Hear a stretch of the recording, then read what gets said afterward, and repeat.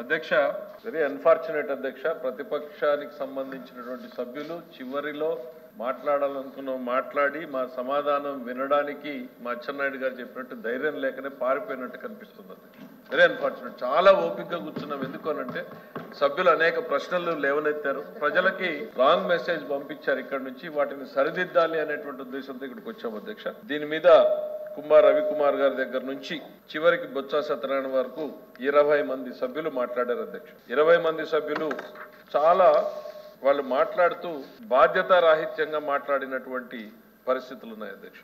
మద్యం ఏరులై పారుతోంది. అసలు బడ్జెట్ లో మద్యం ఏరులై పారి మహిళల మీద అఘాయిత్యాలు పెరిగిపోయేంత పరిస్థితికి వెళ్ళిపోయింది. గాంజాయి డ్రగ్స్ గురించి, ఆర్థిక విధ్వంసం గురించి, ఇట్లా రకరకాల అంశాల గురించి వాళ్ళు మాట్లాడుతూ వచ్చారు సార్. అమరావతి గురించి, పోలవరం గురించి వీళ్ళు మాట్లాడితే వాటన్నింటికీ రిప్లైలు చెప్దాము, ఏం చేసింది ఈ ప్రభుత్వం, ఎట్లా ముందుకెళ్తోంది అనేటువంటి ఒక సదుద్దేశంతో మేము వెయిట్ చేస్తే ఈరోజు సభలో లేకుండా వెళ్ళిపోవడం అనేది నిజంగా వాళ్ళు వ్యూహాత్మకంగానే వచ్చారు అధ్యక్ష.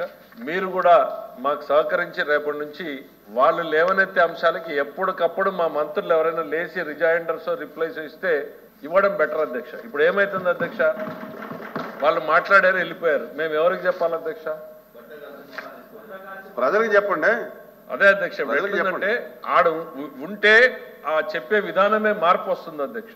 మేమేదో 4 గోడలకు చెప్పడానికి కాదు కదా అధ్యక్ష ఉన్నది.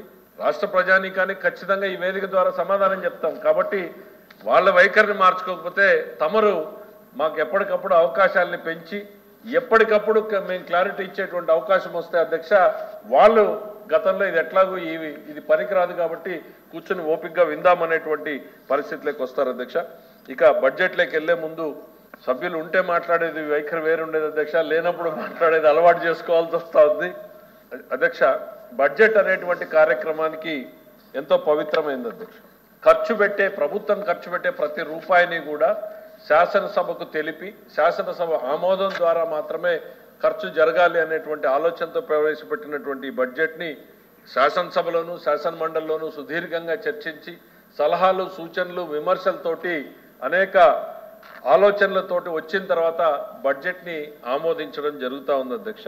ఈ సభలో ఎట్లా నడిచింది, ఆ సభలో ఎట్లా నడిచింది అనేటువంటిది ఒక్కసారి చూస్తే అధ్యక్ష, మేము మంచి చేసే ప్రయత్నం చేస్తున్నాం అధ్యక్ష.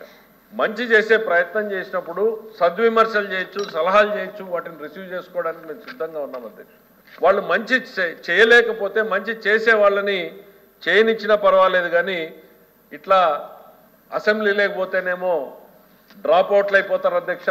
స్కూల్లో పిల్లలు డ్రాప్ అవుట్ అయినట్టు ఎమ్మెల్యేలు కూడా డ్రాప్ అవుట్ అసెంబ్లీ నుంచి అయిపోయారు. ఇక్కడికి వస్తేనేమో వాకౌట్ అయిపోతున్నారు. అదే ఇక్కడికి వస్తే అక్కడ డ్రాప్ అవుట్ అవుతున్నారు, ఇక్కడ వాకౌట్ అవుతున్నారు అధ్యక్ష. వాళ్ళు ప్రజా జీవనంలో నుంచి కూడా డ్రాప్ అవుట్ అయ్యేటువంటి రోజులు తొందరలోనే ఉన్నాయి అధ్యక్ష. ఇదే వైఖరి వాళ్ళు ఇట్లానే వెళ్తే ప్రజా జీవనం నుంచి కూడా వాళ్ళు డ్రాప్ అవుట్ అయ్యేటువంటి రోజులు తొందరలోనే ఉన్నాయనేటువంటిది ఈ సందర్భంగా అధ్యక్ష. ఇవాళ వీళ్ళు అనేక తప్పులు పడుతున్నారు అధ్యక్ష.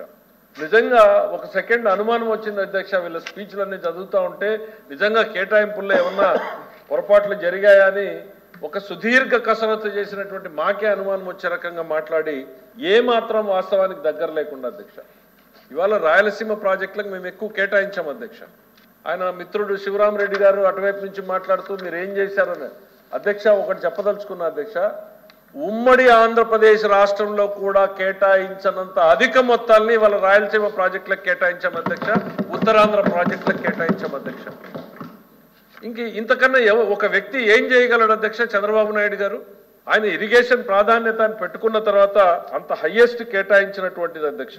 వీళ్ళు ఇంకా దేనికి తప్పులు పడుతున్నారు అధ్యక్ష? మా రోడ్లన్నింటినీ ఇవాళ రైడింగ్ సర్ఫేస్ ని బ్రహ్మాండంగా ఇంప్రూవ్ చేసేదానికి కేటాయింపులు పెంచినందుకు వాళ్ళు తప్పులు పడుతున్నారు అధ్యక్ష. లేక తల్లికి వందనం మేము ఇస్తున్నామని చెప్పినందుకు బాధపడుతున్నారా? అన్నదాత సుఖీభవ మేము ఇస్తున్నామన్నందుకు బాధపడుతున్నారా? గ్యాస్ సిలిండర్లు మేము ఆల్రెడీ ప్రారంభం చేశాం, సాఫీగా జరుగుతోంది అన్నందుకు వీళ్ళు బాధపడుతున్నారా? ఎందుకు అధ్యక్ష వీళ్ళకి బాధ? గవర్నమెంట్ అంటే డే 1 నుంచి కాదు అధ్యక్ష, మా కన్వీనియన్స్ లో వీఆర్ స్టార్టింగ్ అనేటువంటిది మేము క్లియర్ గా చెప్తా ఉంటే అవన్నింటికీ వాళ్ళు ఎందుకు బాధపడుతున్నారో నేను పదే చెప్తా ఉన్నా అధ్యక్ష.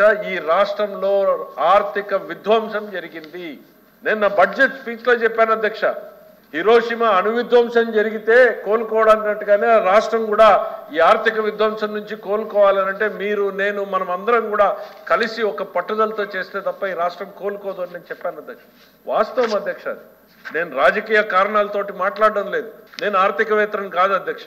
నేనేం పెద్ద ఎకానమిస్ట్ని కాదు, నేనేం ప్రొఫెసర్ని కాదు అధ్యక్ష. కానీ ప్రజల కష్టాలు కన్నీళ్లు బాధలు వింటూ పెరిగాం అధ్యక్ష, వాళ్ళని పంచుకుంటూ పెరిగాం అధ్యక్ష. అక్కడ ఒక డిస్ప్లే పెట్టమని గతంలో మీరు కూడా చెప్పే నేను పెట్టిస్తాను. ప్రజల కష్టాలని ఏ రకంగా తగ్గించాలి అనేటువంటిది ప్రతి ఒక్కరితో మాట్లాడుతున్నాం అధ్యక్ష. బ్యాంకర్లతో మాట్లాడుతున్నాం అధ్యక్ష, ఆర్థికవేత్తలతో మాట్లాడుతున్నాం అధ్యక్ష. గత ప్రభుత్వంలో చేసి గతంలో ప్రభుత్వాల్లో పనిచేసి రిటైర్ అయిన వాళ్ళతో మాట్లాడుతున్నాం అధ్యక్ష. తెలుసుకునేటువంటి ప్రయత్నం చేస్తున్నాం అధ్యక్ష, సరిదిద్దేటువంటి ప్రయత్నం చేస్తున్నాం అధ్యక్ష.